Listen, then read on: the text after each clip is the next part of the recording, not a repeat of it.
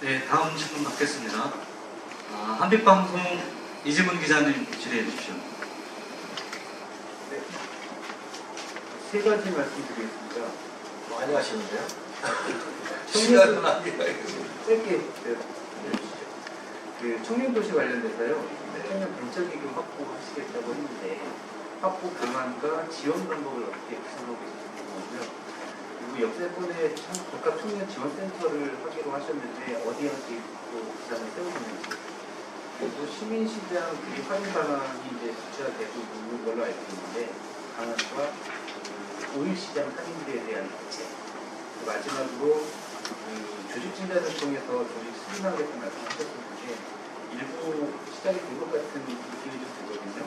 정규직 공무원들 대학을 이제 하지 않는 것으로 얘기가 들리고 있는데 조직을 어떻게 수준화할 계획이신지 보겠습니다.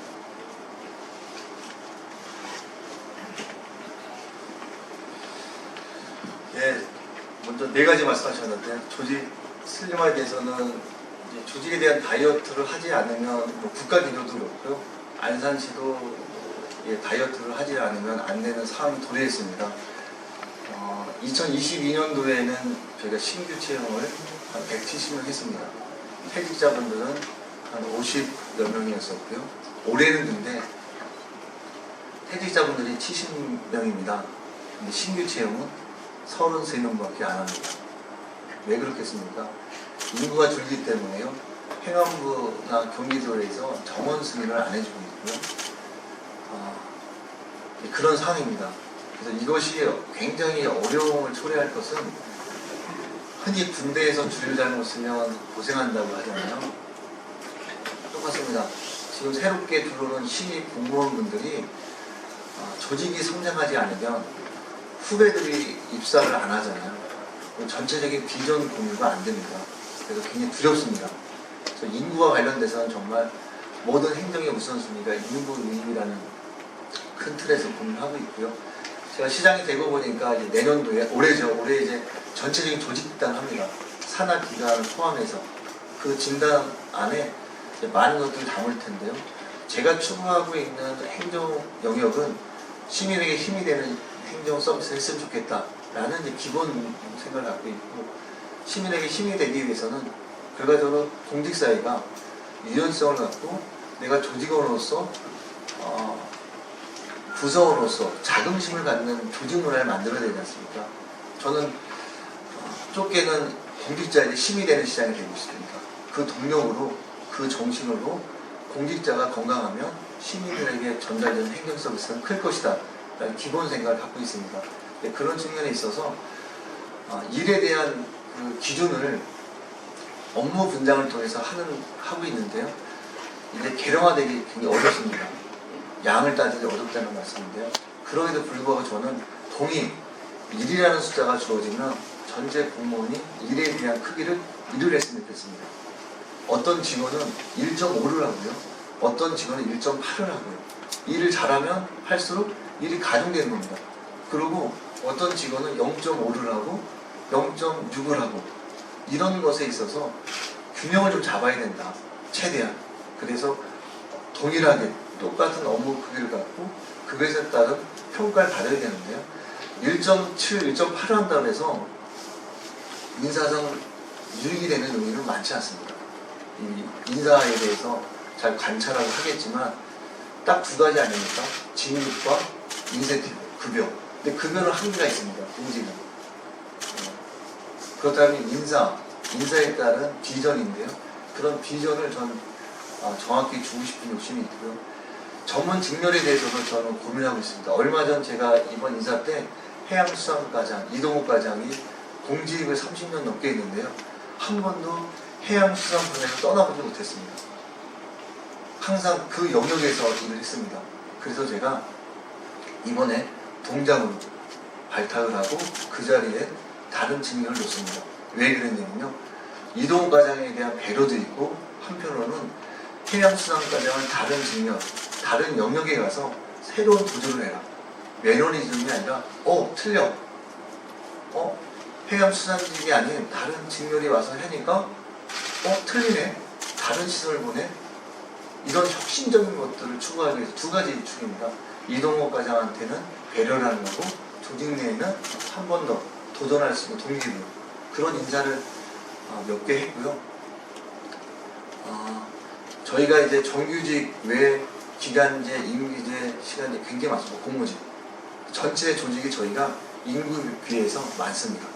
다른 지자체에 비해서 많습니다. 그래서 이것을 줄여가는 일을 좀 하는 건데요.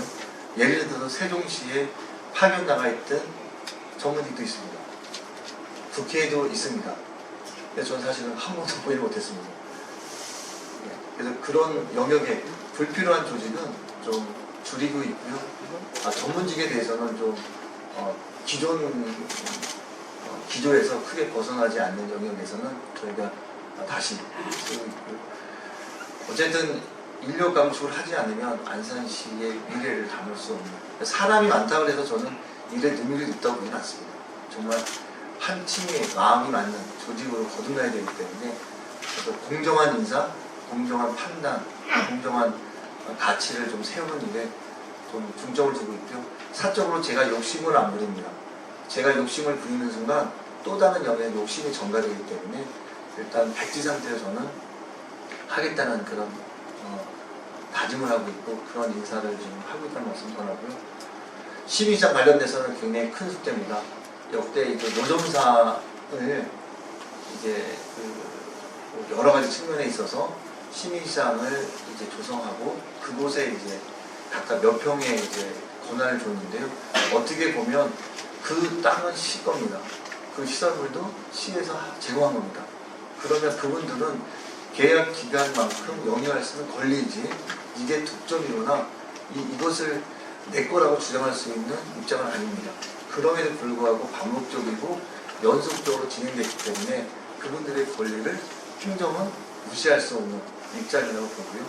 그래서 이제 그분들이 지금 이제 뭐 돌아가시기도 하고 노쇠하셨기 때문에 전체적인 이제 권리 주장하시는 분들은 때가 되면 줄겠죠. 근데 그 때를 저희가 그런 쪽의 행정은 굉장히 위험하기 때문에 일정 기간 안에 좀 정리해보겠다라고 하는데 그분들이 주장하는 것은 보상입니다. 근데 행정에서 보상할 수 있는 근거가 없습니다. 그렇죠?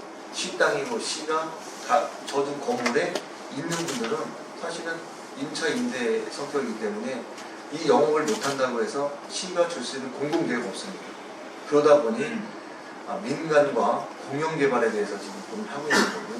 한쪽에서는 예전에 저밀도 연립의 입장에서 봤을 때는 시민시장이 굉장히 불편하지 않았는데요. 지금은 고밀도가 되다 보니까 시민시장을 바라보는 시선이 이제 좀 불편한 겁니다. 그리고 숫자의 불균형이 생기다 보니까 이것을 정리를 해달라고 하고 그 다음에 현대화설도 해달라고 하면서 학교를 얘기합니다. 근데 학교와 관련돼서는 지방정부가 해야 될 권한이 아니고 교육지원청 없는데 저출산 기조이기 때문에 학교 설립은 불가합니다. 그럼에도 불구하고 꾸준히 요구하셔서 저희가 이번에 용역하면서 학교 설립은 뭐 저희가 할 수 있는 권한도 없고 할 수 있는 상황이 아니기 때문에 학교는 안 되지만 교육시설, 교육 이런 느낌입니다. 평촌에 가시는 분들이 평촌 학원가가 잘 갖춰 있지 않습니까? 그래서 교육 때문에 평촌 가시는 분들이 있듯이 저는 시민시장이 좀 방향이라고 보면 학교는 질 수 없지만 교육을 담당할 수 있는, 교육을 커버할 수 있는 명품 학원가가 좀 들어오면 정말 괜찮지 않을까 이런 개인적인 생각을 하고 있고 일부분 그런 형태의 좀 고민하고 있고요.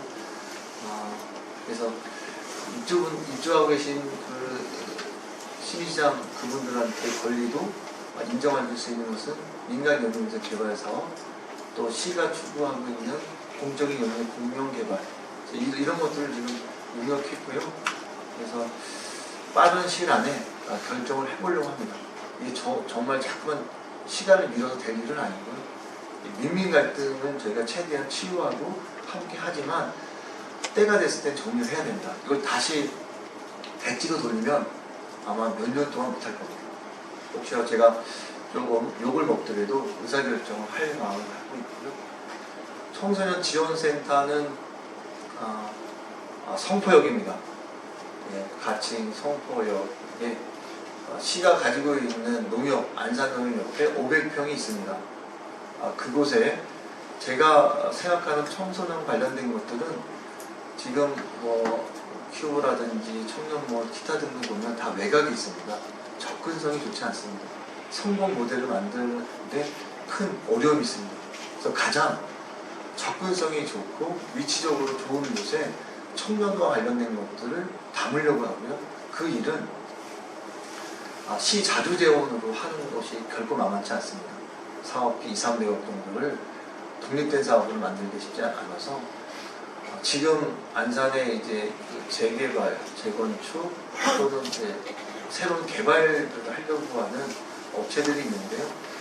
그 부분에 시는 용적률이라는 인허가의 어떤 권한을 갖고 있어서 그 부분에 좀 공격적으로 행사하되 수익 구조가 남으면 그 수익 구조를 지방 정부가 원하는 사업을 기부 체납 받는 식으로 하려고 합니다. 그래서 속도감을 내려고 하고요. 청년들이 좀 더 좋은 환경에서 꿈을 펼칠 수 있는 위치가 굉장히 중요하기 때문에 그런 형태로 갈 거고요.